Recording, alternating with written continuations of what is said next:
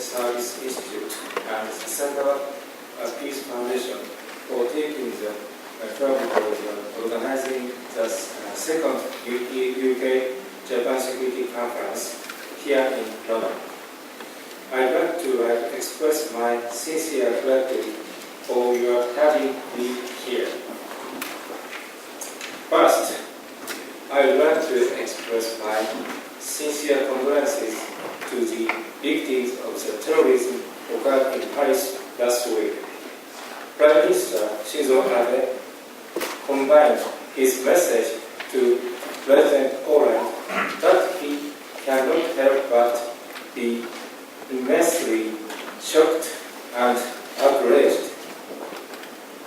Vicious terrorism cannot be tolerated for any reason, and that he resolutely condemns it. Japan stands with France on this difficult time. As we can see in his message, Japan will firmly respond to vicious terrorism such as this time. The previous UK-Japan Security Conference was held in Tokyo in 2007, which remarked the 400th anniversary of Japan-British relations. As Ministers of Defense, I attended the conference to offer a few words of congratulations. At the conference, I had the honor to speak with Royal Highness the Duke of York, who has taken the trouble of the coming all the way to the Far East. Since that time, further progress has been made in security cooperation between Japan and the United Kingdom. Last May, Prime Minister Shinzo Abe visited UK to meet with Prime Minister David Cameron. The two leaders released the UK-Japan joint statement, a dynamic strategic partnership for the 21st century. In the statement, they agreed to hold a foreign and defense ministerial meetings. Mr. Gen Nakatani, who took offer as a Minister of Defense last year, will visit the UK soon for the first Japan-UK 2+2 meeting. Additionally, I aspire to see further cooperation between both our nations to include our armed forces, which will contribute to the peace and security of international community. Prime Minister Abe himself has taken every opportunity to explain the security policy of his administration to other countries. Prime Minister has traveled far and wide in the world, visiting more than 50 countries.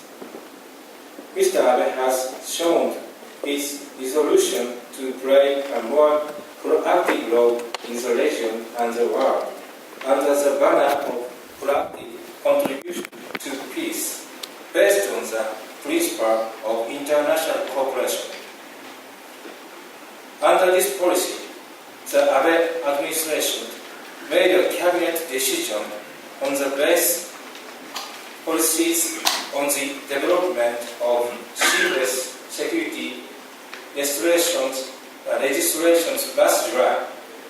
The aims of the new policy are twofold. The first aim is resolutely secure the lives and peaceful livelihood of Japanese people under any circumstance amidst the increasingly severe security environment surrounding Japan.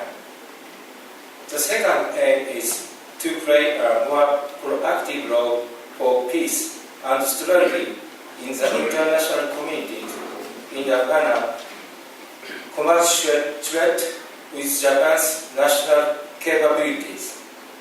For example, this means playing the greater role in the UN PKOs as well as providing logistics support for multinational international peace operations.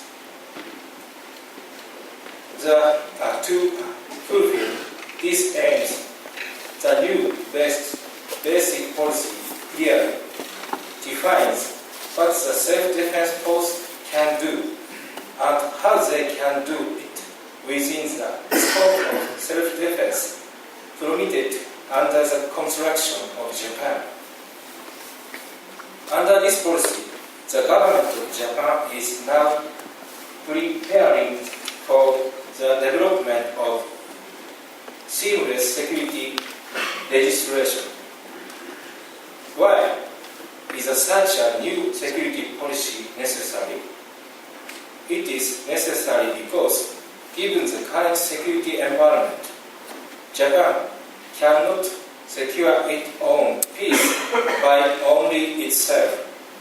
It is only do so if Japan proactively contribute to regional and global peace and stability.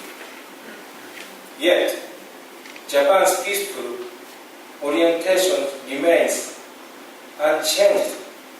Our nation remains committed to seeking not only its national interest but also the interest of the international community as a whole.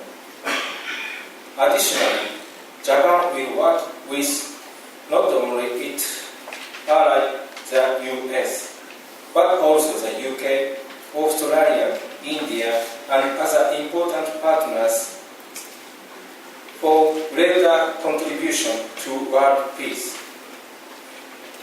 This is what Prime Minister Abe called proactive contribution to peace, based on the principle international cooperation.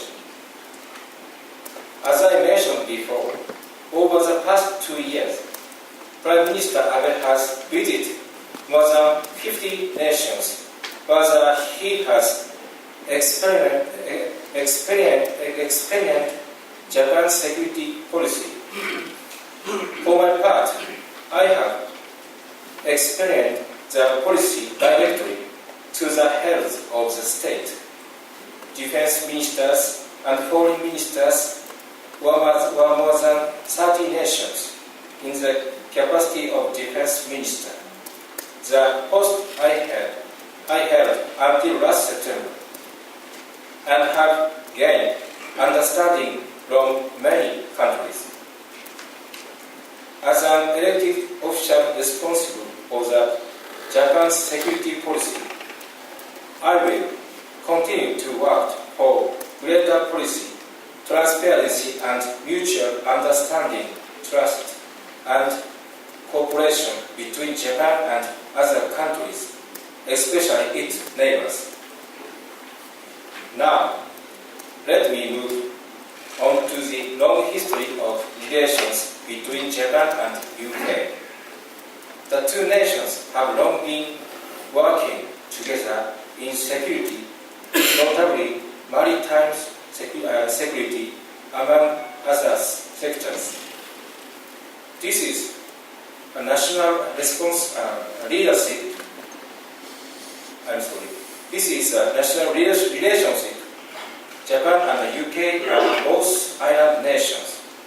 When you consider the areas of the respective exclusive economic zone, Japan ranks 6th and the UK 8th in the world. Maritime trade is vital for the both of our maritime nations. This is true from the geopolitical point of view as well. Equally essential are our various marine resources. Naval power plays an important role in safeguarding free trade and maritime resources. This is why both our nations have a long history of global security cooperation in the area of the high sea. Looking also at the history of Japan-UK relations, our bilateral relations date back 400 years to when English sailor William Adams arrived in Japan. He had participated in the Battle of the Spanish Armada, when is a series of naval battle in 1588 in which England defeated the invincible Armada to gain sea supremacy. At the request of Shogun Tokugawa Ieyasu, Mr. Adams constructed a western shipyard, the first of the kind in Japan, and subsequently built sailing ship. For this, he was given the Japanese name Miura Anji. More recently, from the late 19th century onwards, the conflict, the national interest of various powers was nowhere more intensive than in East Asia. These circumstances prompted Japan to forge an alliance with the UK to challenge at common threat the Russian Empire's policy of southern expansion. When the Russo-Japanese War broke out in 1904, the UK supported Japan diplomatically, financially, technologically, strategically, and most important of all, with intelligence. The Russian Baltic Fleet was unable to gain supplies at ports in British colonies on their way from the Baltic Sea to Far East. Their movement were known as the Japanese Imperial Navy because of information provided by the UK. With the UK's assistance, the Japanese combined fleet led by the Admiral Heihachi Togo defeated the Baltic Fleet in the Sea of Japan. The 8 capital ships in the Japanese fleet were British-made. The flagship Mikasa is was made by British company Vickers using state-of-the-art technology. Back then, it was one of the strongest battleships in the world. If you go to the port of Yokosuka, you may see Mikasa in a good state of preservation. When the World War I broke out in 1914, Japan sent a fleet to the Mediterranean Sea and the Indian Sea at the request of the UK to escort sea convoys of the Allied powers. For example, the Japanese battle cruiser Ibuki escorted an Anzac convoy carrying Australian and New Zealand soldiers from Albany, Australia to the Suez Canal. Last November, the Albany convoy commemorative event was held as part of the Anzac Centenary. Japan sent a maritime self-defense force destroyer to participate in this event. In the summer of 2013, I had the opportunity to visit the Museum of Military History of Vienna. A curator there told me that during the World War I, an Austrian U-boat torpedoed the Japanese Imperial Navy destroyer Sakaki.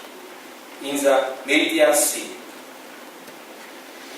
killing 59 people on board, including the captain.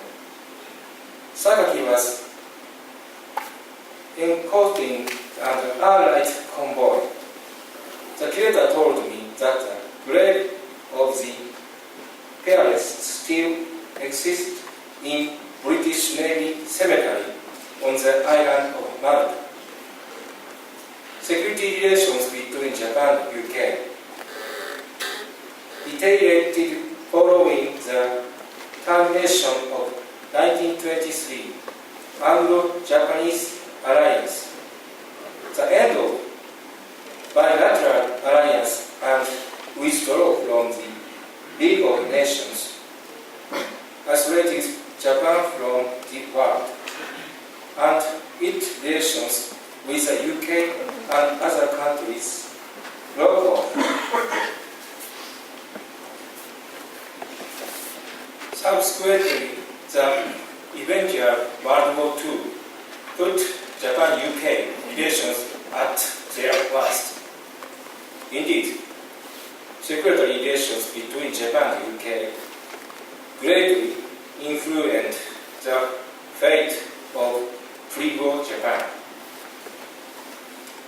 After World War II, Japan bitterly defended the evil of selfish pursuit of national interest and self-righteous isolationism that has driven itself to war.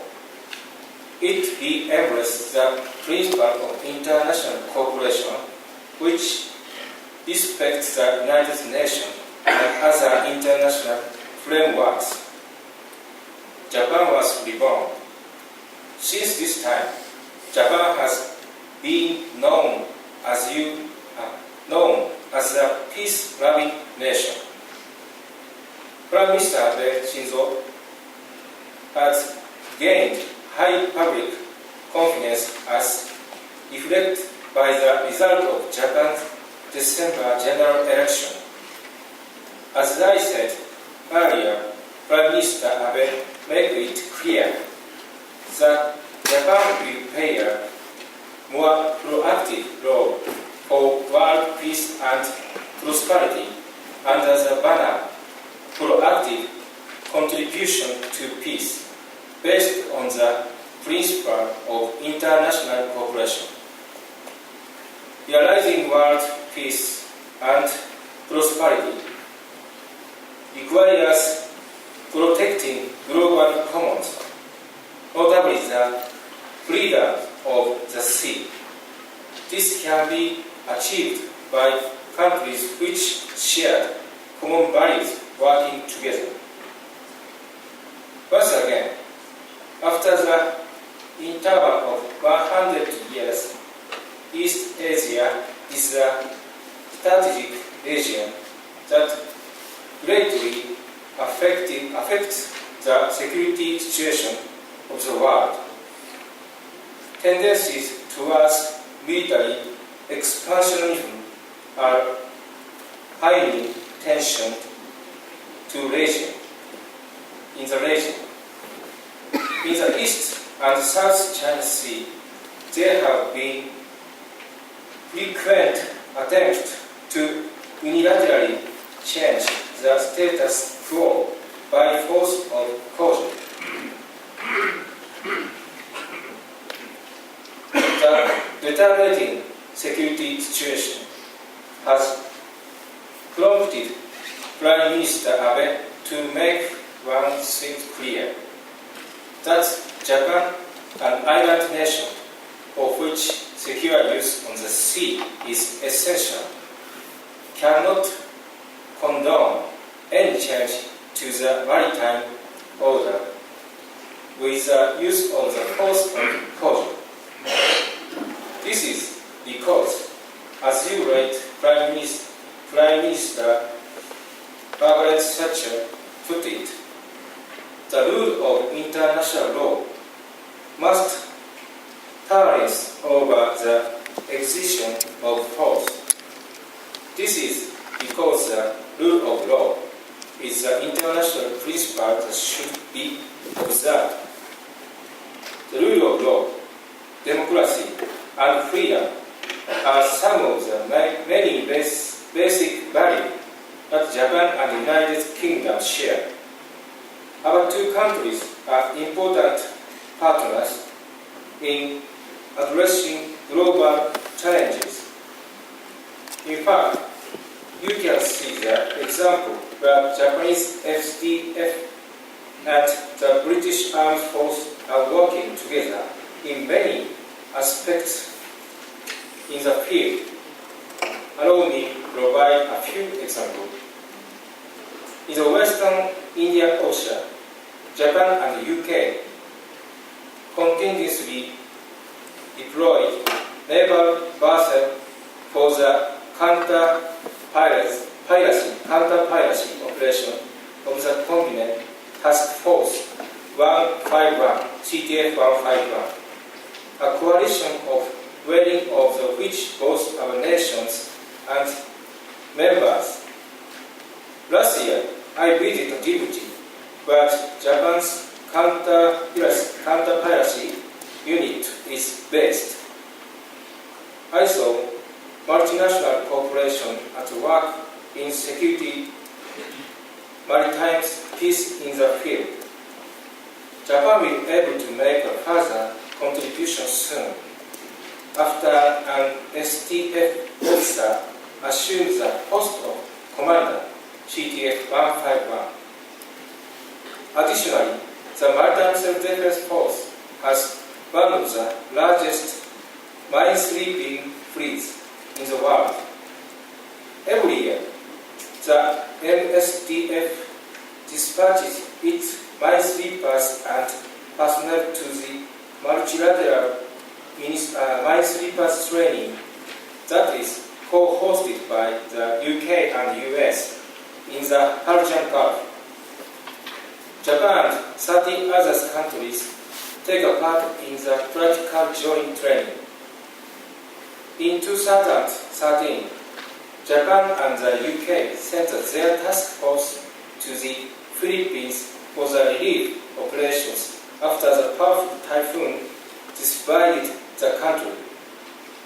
Liaison officers were exchanged between the Royal Navy helicopter carrier Illustrious and the MSDF helicopter destroyers ISEL for close cooperation. And also, Japan and the UK dispatched aircraft and vessels to search the Malaysian airliner, which went missing last year.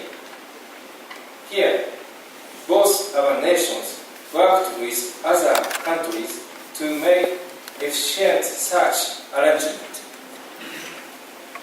As Minister of Defense, I was visited more than 150 SDF bases across Japan.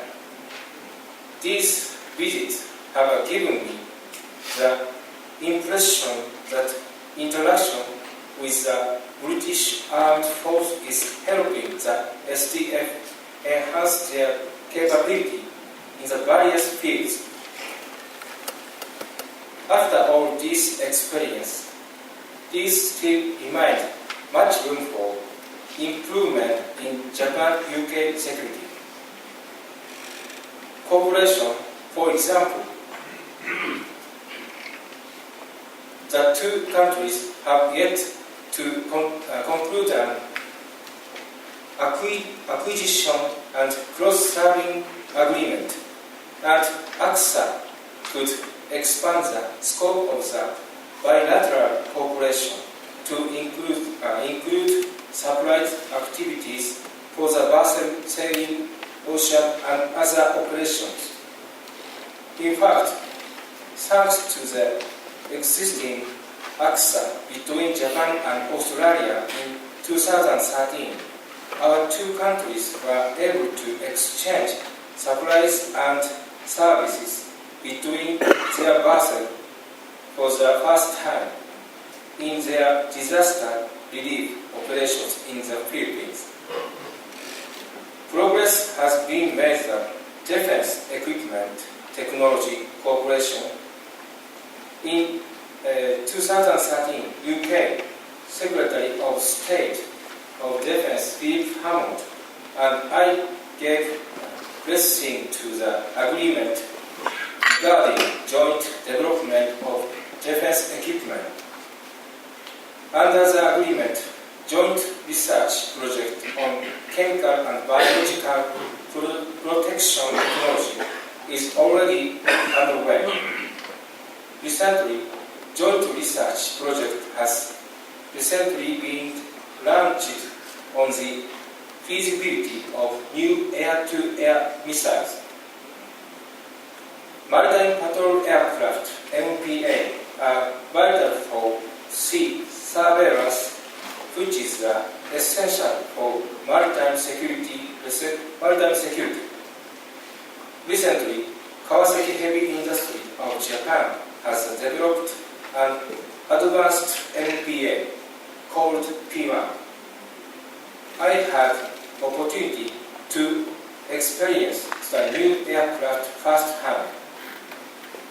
It was fast and at the same time highly maneuverable at low altitude.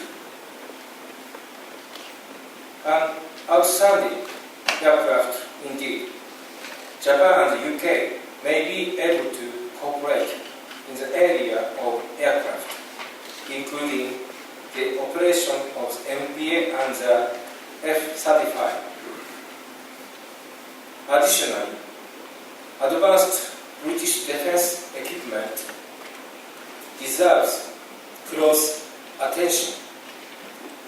In 2013, I was invited aboard the UK destroyer Daring when it arrived in Tokyo with Admiral Sir George Zavins.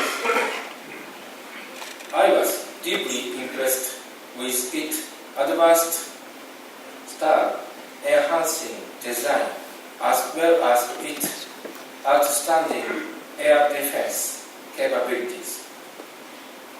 It will likely have a considerable design impact for future SPF-RUSI. This example demonstrates the many ways Japan and the UK are excellent partners who can learn much from each other. And the scope of the bilateral security cooperation is not limited to the sea. It can be expanded to include the Middle East and Africa, as well as East Asia and Europe. It can also be extended to such sectors as information, outer space, and cyberspace. Moreover, Japan-UK security cooperation can be expanded to include our mutual ally, the US. Such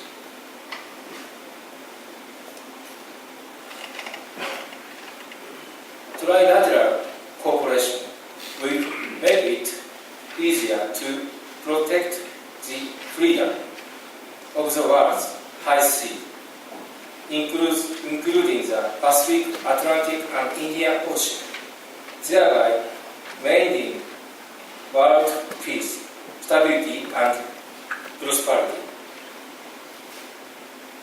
In this context, the holding the UK-Japan Security Conference today in London is quite significant for world peace.